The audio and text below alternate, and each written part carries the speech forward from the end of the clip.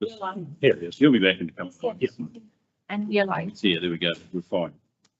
Okay, health and safety and emergency. We've got an amazing report here on close out of the recovery office, which is great. So, Stefan, you're back up on the. Stefan show. Stefan, well done, buddy. See you. It's matter well.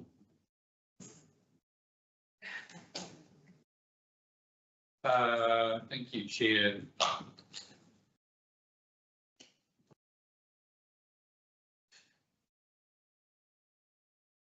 I will take the paper as read. I think we might change the structure of the paper for you to bring the new incident-based information to your attention early in the paper, because that's in the executive summary for future in the future. Because some of the more important information is a little bit, I've noticed it's a little bit buried. You can see some material there on the changeover from the WRO to the EMO, the new Emergency Management Office, and how that's going to operate from the 1st of July 2025. Essentially, the short story there is that the changeover has happened, and council's currently working on a strategy and work plan for that office, and you'll see more information on it shortly. Yeah. But it is a very positive development, and headed by a very able director in the state of Simon. And just on health and safety issues, there weren't any major ones to bring to your attention. You'd be aware there was as mentioned in there of the fact that we discovered asbestos in the flooring of the Kitchener Street that we're repairing, and that's being managed, but that didn't pose any risk to human safety. And we've got contractors on the site at the moment. We're getting prerequisites. Other than that, I think I'll just leave it to questions and comments. Brilliant.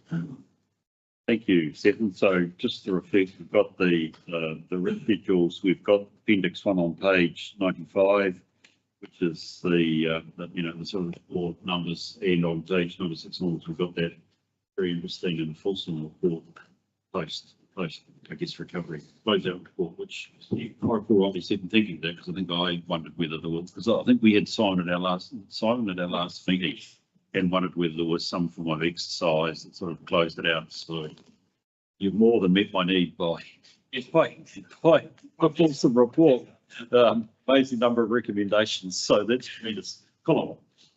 Yeah, just an observation, and I want to congratulate the team around their emergency management stuff, because some of the resources that have come out of Cyclone Gabrielle and other emergency preparedness have filtered into our rural communities around the district, and obviously with a bit of external funding, these things have been able to happen. So it really does make those coastal communities, those rural communities, a lot more resilient than they have been in the past. So congratulations to the team for putting all that together. It's fantastic to see. Yeah. Yes. Yes, my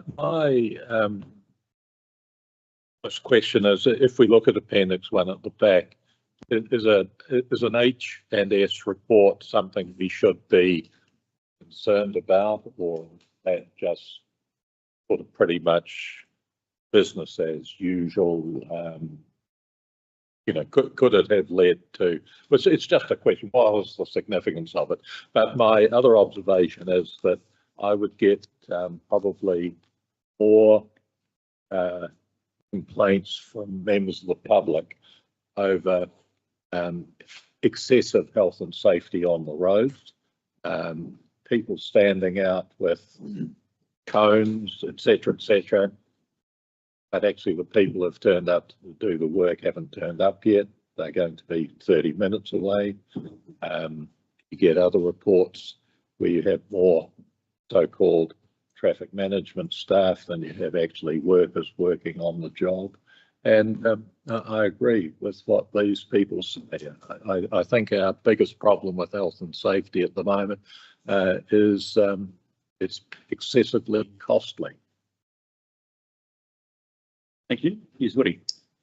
Was, I'm along the similar lines, just on the health and safety thing. I know we all need to come home healthy and safe. Absolutely. But as a small business owner, I see the costs that I'm incurring. Not our work, it's not in this council, it's in another council.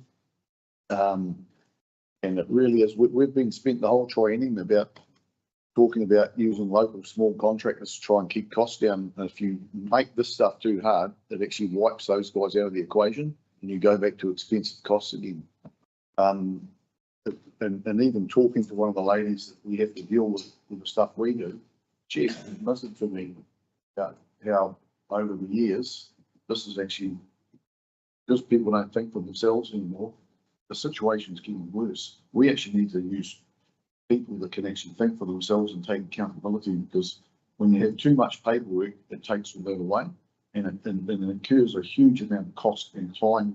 We just had Bill talking to us about productivity in this country, and this is a big part of the reason why we don't have it. Just have to be very careful that we don't overdo for health and safety and go past the point where it's reasonable and viable. Okay. I do agree with you, Woody, but I do think there are good stories told. And I just did an example recently where somebody was cutting a big tree down on my place and they got, council person came and told them they hadn't done things properly or something and got to visit council. They came back and they actually said it was all quite reasonable and it was quite a minor modification, but they actually saw the reason for it. So I think we do have to always watch the balance. It is quite complicated. And I mean, I have had some contractors cutting my big trees down, you know, standing on the roof with a long saw with that no safety thing whatsoever, right on the peak. Yeah, I know sometimes might be overdone, but it's just a complex problem using balance, right? Thank you. Different interesting comments, and I mean there are views here, clearly, which are consistent with what we hear around the country and at a national level. Is there any comment you could make around how we try to balance what is reasonable and practical with the legal obligations which still exist? We've still got to be ready for them. I think, Chair, the comments that have been made by councillors are well made, well heard. And it really is a national conversation that's happening in the country at the moment, whether temporary traffic management and the wider health and safety framework come over zealous, and it's a cottage industry that people are feeding off. You've all read the same headlines that I have. And that is playing out now, to the point where we're actually being asked to count the number of cones that we're using. It's become such a political issue that measures like that are being put in place. Council certainly isn't doing anything on top of the legal and regulatory requirements that are under limits. Yes. We're only adhering to what we must adhere to protect ourselves legally. And so we're really, we have to abide by that regulatory standard. Where we do have the ability to control things ourselves, we make them as manageable and as affordable as we can. And I think Councillor Kay has used one of those claims as an example where it's a locally sourced contractor doing a smaller job, and we make sure that the health and safety around that is appropriate and proportionate.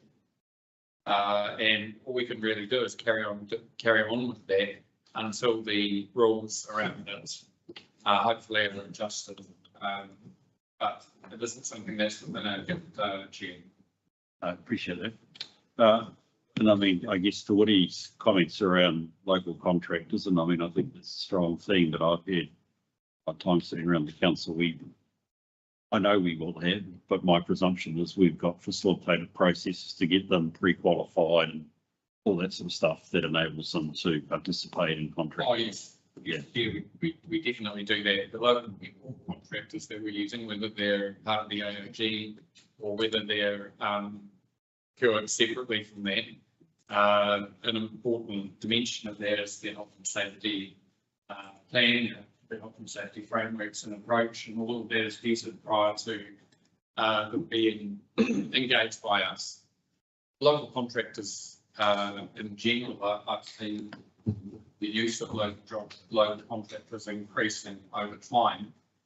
We've made a genuine effort to build that into our procurement policy and then to try and use more local contractors. I think you can see that continue to increase as we bring, for example, water capital projects back in-house. You'll see more local, at least people will be able to apply in a competitive manner and cheap. Thank you. Tom. Yeah, you talk about rules in terms of, because one of the things that got beat up recently is from central government who've told us that they've reduced the number of road cones on the state highways and they expect councils to follow suit with these. So obviously there's a certainly change in thinking, I guess, from those overzealous rules that you refer to. But when you drill down and have a look at a little bit of detail, it really is a code of practice rather than a set of rules, which gives guidelines. And like anything, I guess that they can be reviewed and to suit the needs. And I'm trying to make a point here is at the end of the day, how closely are we looking at the standard or the code of practice that contractors, our contractors, for instance, that provide services to us, how closely we're looking at whether or not they're being a little over the top in some of the, on some of these occasions, Stefan. Because we are talking about productivity again. It's a good question. I mean, if we're working with a fellow in PCBU, for example, like Fulton Hogan in a roading context, we have to be satisfied that that company is working within the relevant statutory, regulatory and industry standard. And we have to do that legally, and we do. And a company like Fulton Hogan is known nationally as having an excellent approach to health and safety. They're a poster child, as we see, for health and safety approach and standards in this country. But yeah, so that's what we do. Yeah. Now, but the question of whether, I'm not saying it's overzealous, just to be clear. The question of whether the level is being set right is beyond the gift of the council. Something that's playing out national was the point I was making. Right. Yeah, well, I'm going to disagree with that. But I just firstly would say that actually Fulton Hogan are an excellent company. And just in case anybody has forgotten, it was the death of 4 Fulton Hogan workers several years ago, which actually got us partly to where we are. But I do think there's a little bit too much, if you like, sort of automata going on here. And I just think of a road repair near to me recently. There were more traffic management people there than there were people digging up the road.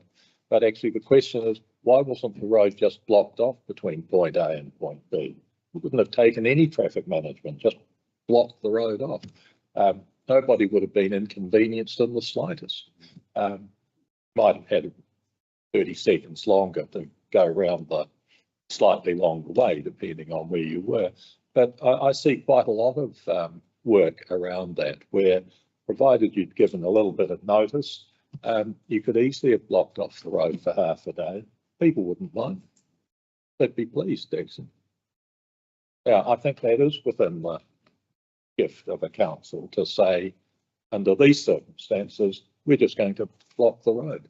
And yet there'll be a grumpy resident occasionally, but sorry, your grumpiness has saved us $10,000.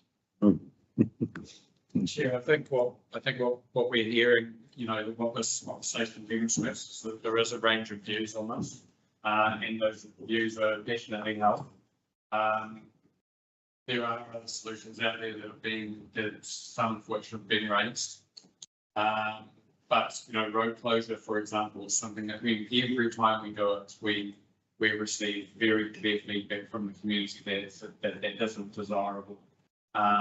And that we should attempt where we can to keep the roads open and traffic and pedestrian traffic flowing. So it's you know, I hear what's being said, but it's probably a little bit more detail than we need in this.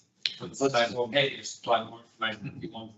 I don't know whether there is at this stage. I think it's a matter which you can guess with something which I suspect we will come back to and we revisit as we go through. I think the important thing to reflect on, Stefan, is at a sort of a de minimis extent, the actions of management are ones that actually are not to put us at risk of non-compliance. So, you know, my appreciation as far as that's concerned, whether the settings are right, I think there are probably, as everybody's noted, broader discussions going on. Indeed, some resetting already announced publicly about the role of WorkZone that are starting to change the nature and tenor of health and safety, as we see. Okay, I just want to reflect. I have been in organisations where death has occurred. We do not want that. That goes across the spine organisations. So there is a downside. While I accept a level of reasonableness, and that's where I would agree with you, Martin, I equally know the downside of when it happens, not if. It's pretty high. Difficult balance. So I'm sure we'll come back to this one, Stefan, as we go on. Just one thing though, really good closeout report on Remo. On Wairarapa recovery, which is really good. A lot of recommendations at the back. It was amazing what you pick up as you go through, isn't it? Through the process.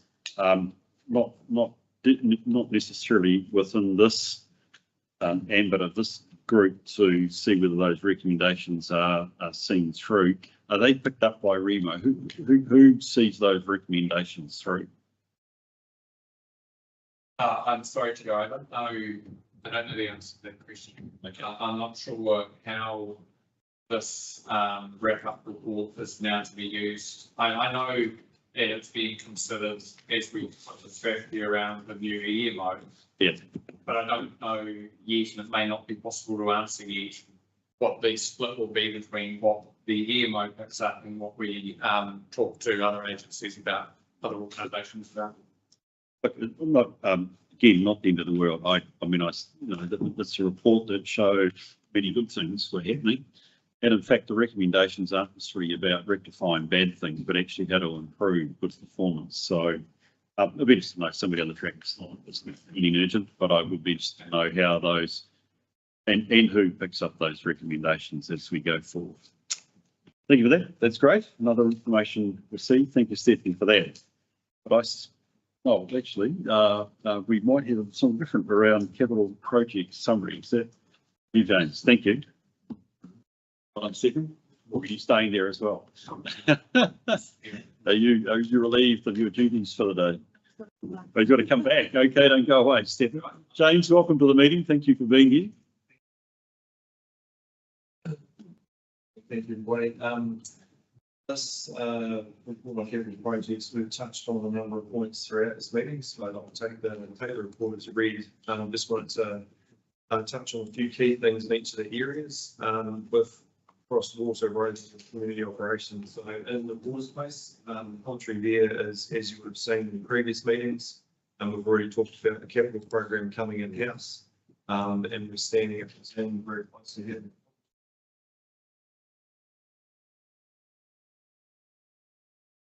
Already, and seeking to make some pretty good inroads into those projects throughout the year. Roading space has already been talked about, it's pretty much about every year hits its targets, things are going well, programs being loaded up there, into, current systems and programming for the year ahead. In community operations, at the time of writing this report, we were still involved in, end of year numbers, and what's been carried over in life, so at community ops in particular, there'll be a more fulsome report for the next half meeting. The graphs and the like will be used the same. But the story continues from the last meeting's end of delivery. It's been pretty good in that space. We've got a lot of projects underway, have delivered a number of projects already, and a significant skew coming up in this first quarter in particular, with Wheels Park delivery, which is on the way. And some resealing of the Otaroa Reserve, and the Kāpeki Conservatory, those at end. So those things are underway and will be delivered in this first quarter. The Greytown Green spaces, mentioned in the last meetings with the councillors around that community conversation, and that's a large investment expenditure as well. So the new projects that are starting this financial year are predominantly focused on asset protection, so painting of community buildings as an example, and some life in that space. That's well. Thanks, James. Appreciate that. We've, as you said, had a chance on the finance report to see the overall, and this gives us a more nuanced blow by blow. So thank you for that, James. Do we have any questions or comments for James? Yes. Can I just clarify around the Kāpeki Observatory, James? So the scope of work has been sent out to contractors to tender. Is that the? Yes, that's brief. As we've talked about in previous reports, there's quite a few things to consider around there with the archaeological piece and consenting and the like. That's now progressing a lot faster. And I guess in the background, the tangible piece out the front end is what people are waiting for, the actual build. But we have things in place to deliver on that. So since that's a large number of people are interested in the tangible build, when will they see something? I don't have the information in front of me, but we're keeping that stakeholder group informed as things progress, and I believe they will have that group as well. So I believe so. We'll update you detail as we go. Well, you must know when tenders close. I don't have that information in front of me, sorry, but I will update through. Right. Thanks, James. Any other questions or comments, James? Yes, Woody. James, just noticed the wastewater and stormwater have got a, have an underspend. Always a good thing, but stormwater, we don't actually spend a hell of a lot of money on it. It's generally one of the things we get a lot of complaints about with blocked drains and water not getting away, etc. I would have thought you would be plenty of work around the district to use up a bit more of that budget with cleaning some drains and making things a bit better around the area. That's part of the operational scheme, which still sits with wells and water, so the details of that is still a bit that's us. Certainly we can engage and talk to them about those sorts of things, the detail of that delivery. The stuff that might be more to upgrading of the of some of those culverts and then whatnot, would that come under the capital? That's not listed as capital delivery in the current program, but those are the conversations we could have with them around where are the issues and then potentially what are the solutions where their capital will operate. Thanks. My question is clearly there's quite a flow over the new year capital programs. I've heard Charlie, you said you've also through the LTP had a chance to reflect on the projects going forward. Has there been, and I also appreciate with the change of water, things are moving there as well. Are there any sort of core lessons or things that you're looking to improve going into the new year around delivery? Do you mean across the board? Yeah, I mean, across the, I mean, actually, I'm looking back at page 23, which was the original capital report where we looked at our percentage achieved.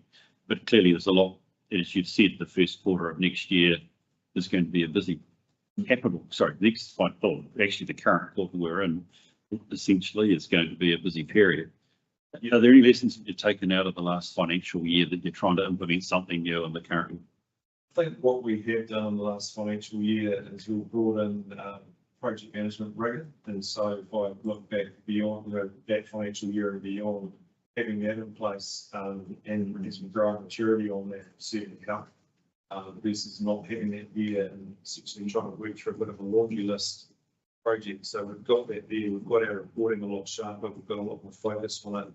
And also I think bringing the capital border program in house too, we can then apply the same methodology that as well. So I'd like to see, well, I'm more than hopeful that you'll see quite a difference over the coming 12 months. Well, look, I'll follow that with interest because it's probably, I'd like to suggest to members as we think about cost containment, actually how we manage a project, how we procure is probably as bigger influence on our financial outcome, or and as if we've seen in our balance sheet, as anything that might be line by line, which as governors we tend to say we'll do a line by line review. So I'm interested to see how that goes through. So well done, thank you. I think that is the key area that I'd be looking for a response. So be keen to support and monitor that as we go forward. Folk, there are other questions for James? Thank you, James. Appreciate that. That's really good to have that. We appreciate you being. But I think that's, if I've got that correct, Amy, it's got me to the end of the information papers. Yep. So even though I don't pass the motion, thank you very much to everybody for what is actually a whole swag and suite of information, which gives us some sense around our risk profile. We need to move at the public excluded. We've got a couple of matters, the cyber security update and the legal update. You've got the reasons on page 174 of their agenda. I consider them to be should someone move within the piece. Oh, happy to. Thank you, Colin. Yeah. We'd like to pause. Is there any debate on that motion? Being none, I'll put the motion. All those in favour, please say aye. Aye. Those against? Carried. Probably give Amy a chance to get us some PX motion, please.